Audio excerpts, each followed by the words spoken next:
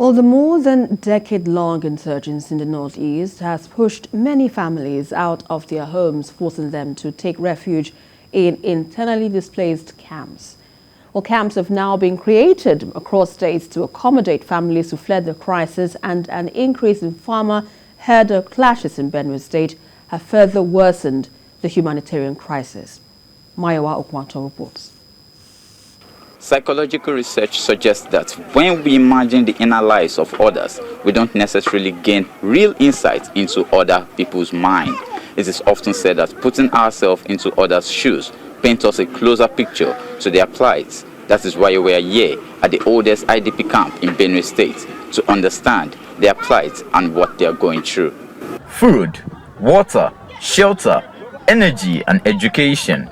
These 5 things are just some of what every human needs to be able to live a happy, sustainable, healthy, and productive life without abuse or waste.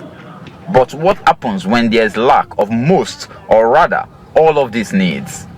That's the situation the internally displaced persons in Benue have found themselves, with no hope of change. The population of IDPs in Benue grew continuously, with the current number now over 1 million persons.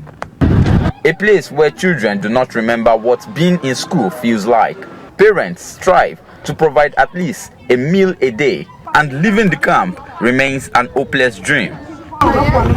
Meet Samuel Ikio, a father of 6, who is a farmer by occupation but now is jobless and finds it difficult to fend for his family.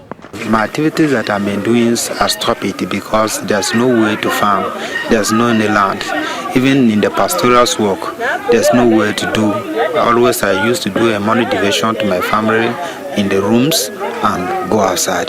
There's no way to carry the normal activities. To live in the camps, I'm not fear of living in the camp, but I don't know where I will go. Even I always pray in the morning and the evening that may government intervene in the situation that we are passing.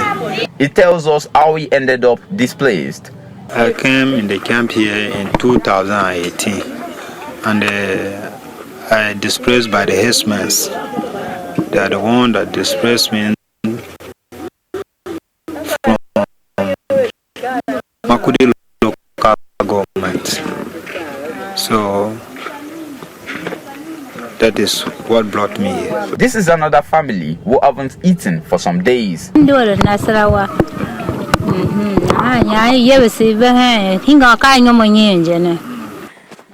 from Nasarawa.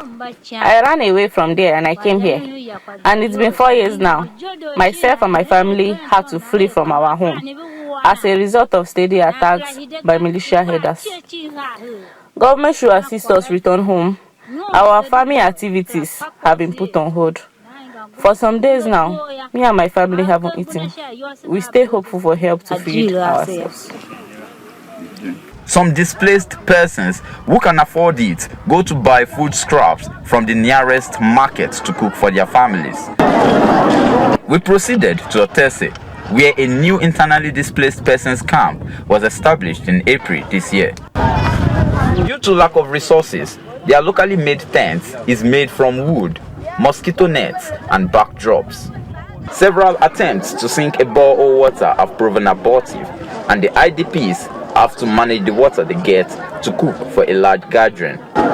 This is the life they live. Salah Nom is 4 months pregnant, and she fears for the future of her child. I did not get a place to sleep. That is why I'm sleeping here. Reinforced self, I used to sleep here, and I used to cook here. My husband, he not there here with me, but at the mind they eat with my mother's husband. Okay, and you say how many months pregnant? This 4 months. Bridget calls for help as their living is unhealthy. Our government wish, if he can do his wish, God should help him so that he will try his best for we to go back to our state. If not, we have nothing to do. We can't farm. We have no anywhere to farm, God. Doctors Without Borders is an international organization which provides medical assistance to people affected by conflicts, pandemics, disaster, or exclusion from healthcare. They are here to support the state government in health management of displaced persons. One of the challenges they face is the increasing population of displaced persons. The living conditions and the conditions in which